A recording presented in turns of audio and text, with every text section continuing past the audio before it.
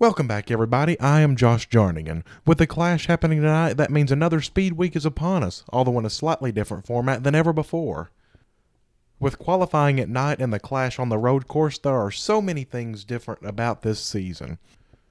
But all of these changes could pale in comparison to some of the bold predictions I'm about to present you. This is 5 Bold Predictions for Speedweek 2021. Please keep in mind that these are bold predictions, and it should be a given that the chances of any of these happening are rather low. With that being said, let's get started. Alright, our first bold prediction here is Derek Cope will get a top 5 finish in the Daytona 500. I do think there is such a thing as being too bold, and predicting Derek Cope will win the Daytona 500 is simply that. It's too bold. However, I think he can finish in the top 5 in his final start given the right circumstances. It's pretty obvious that the super speedways in recent years have turned into wreckfests towards the end of these races, and Derek's goal is to stay out of trouble and stay on the lead lap for the first 180 laps. If he's able to do this, anything is possible once you get within the last 20 laps. Running in Rick Ware Racing equipment in conjunction with his own Starcom racing team, this could turn out to be a challenge. However, he can use cautions, free passes, and wave-arounds to his advantage to stay on the lead lap. To me, Derek Cope couldn't ask for a better send-off than to finish top 5 in the Great American Race. Also keep in mind that it's been a while since he's competed in a super speedway race and cup, going all the way back to 2006 in the fall race at Talladega. He also has not raced in the Daytona 500 since 2004, and hasn't even finished on the lead lap in the 500 since he won it 31 years ago when Dale Earnhardt Sr. blew a tire in Turn 3. We will ultimately find out Sunday what Derek Cope can do, and I think he can do it with the right circumstances. Shifting gears to tonight's Busch Clash, which is on the road course this year for the first time ever, my second bold prediction is that Chase Elliott will not lead a single lap in the Busch Clash. While he does start 7th, sometimes it's difficult to pass on road courses. Keep in mind that he did lead 34 of the 65 laps last year in the Daytona road course race to win after starting 7th. However, I do think his team will miss the setup completely and won't be in contention for the win. Also keep in mind that this is not the same aero package they ran back here in August. That was the high downforce, high horsepower package. This time it will be the low downforce, high horsepower package.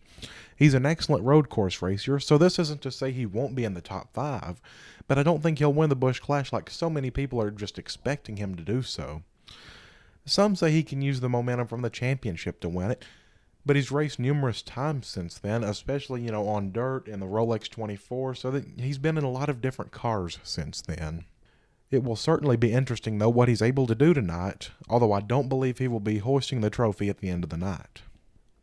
My third bold prediction here is that Austin Cindric will fail to qualify for the Daytona 500. Many argue that Cindric has the best chances to make the 500 out of all the open cars because he's a 4th Team Penske car. But I don't think it's going to be so easy going for him.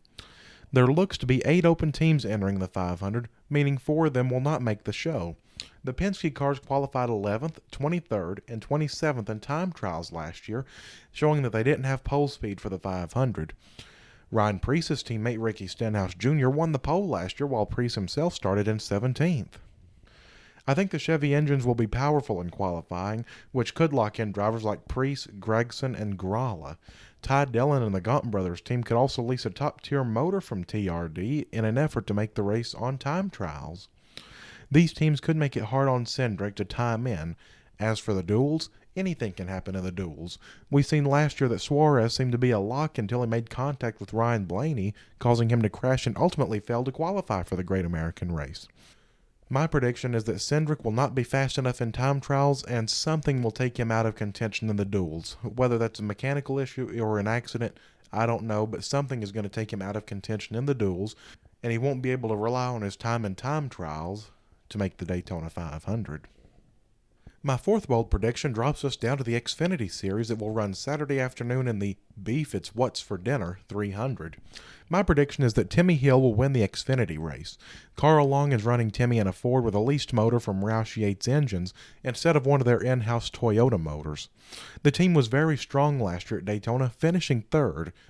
Even though MBM Motorsports is considered to be a backmarker team, I think the cards will play in their favor and Timmy Hill will win his first Xfinity race. While they don't have the money and raw speed that the other teams have, they do have the draft to use to their advantage, which helps even up the field. I think he will be up front at the end of the race Saturday night, and a fellow Ford driver will push him to the lead, and Timmy will hold off that other Ford driver to win his first race.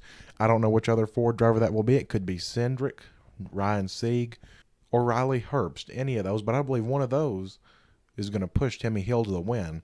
Just imagine the celebration if the Intimidator was able to pull off a win on the biggest stage in racing for the Xfinity Series. And my final bold prediction is that Jordan Anderson will finish top 5 in both the truck race and the Xfinity race as an owner-driver. Jordan is venturing into the Xfinity team ownership for the first time this year, and I think he will make a bang in his first start as an owner-driver. It will also help the optimism for this season. Even though there will be a rotation of drivers in Jordan's number 3 truck, I think he can finish top 5 at Daytona.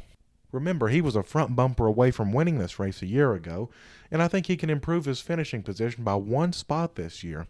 Remember how excited Jordan was after finishing second at Daytona last year? Just imagine the celebration if he can pull off his first win after working so hard to make his dream finally come true. And just imagine the added-on celebration if he can finish top 5 in his first Xfinity race as an owner-driver. Time will tell if he is able to carry the momentum with him throughout the season, but I guarantee he will be even happier and flowing with more positivity than usual if he's able to finish top 5 in both races he enters this weekend. Alright, that'll do it for this video. Come back in after Speedweek and find out if any of these did come true. Chances are they won't, but these are supposed to be bold predictions, so they probably won't, but you never know, they might come true. I hope y'all enjoyed this video. If you did, leave a like, comment, and subscribe. Until next time, I'm Josh Jarnagin. We'll see you next time.